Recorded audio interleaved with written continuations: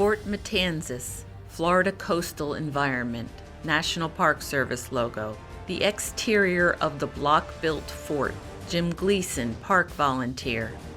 An aerial view of the fort with a ferry approaching the dock.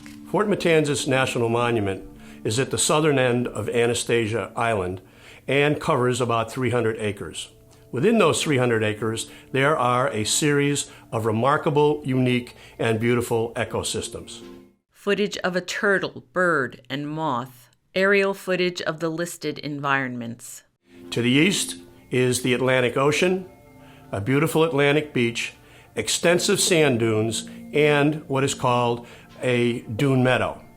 In addition, there is a coastal scrub environment, a maritime forest, and an estuary, which is the Matanzas River. Each of these environments is absolutely unique, and only certain kinds of plants and animals can live in each of them, principally because of the effect of just a few things: water, wind, waves, and salt. And those things in combination will define what plants can possibly survive. For example, on the front of the dune facing the ocean, very few plants can survive because of the high heat in the summer, the lack of nutrition in the soil, the high winds, and the salt that is carried by those winds.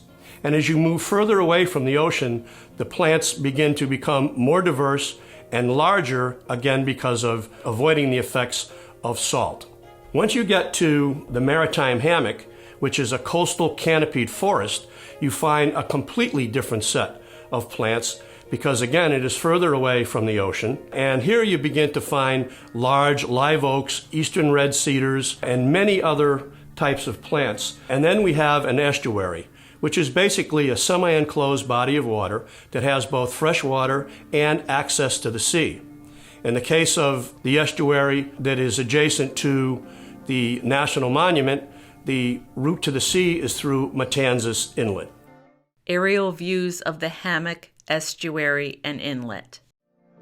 The estuary is extraordinarily important, extremely rich in life forms, tremendous biodiversity, ranging from the microscopic all the way up to bottlenose dolphin, and in warmer weather, even manatees. Footage of ants, dolphins, a manatee, and a fiddler crab on the shore. The estuary is a source of about 80% of all of the food that we consume from the ocean. The food that we consume from the ocean spent some time in the estuary, either breeding, laying eggs, being young fish or shrimp or crabs or whatever the case may be. So the health of the estuary is extremely important to all of us. One of the important things, I think, to remember as you walk on the inlet is that you never walk on the same beach twice. Every tide changes the beach, every week the beach changes, every month and every year. And when you see the inlet, you will have an opportunity to explore some of the powerful forces that are at work on the inlet that shape it and make it the beautiful place that it is.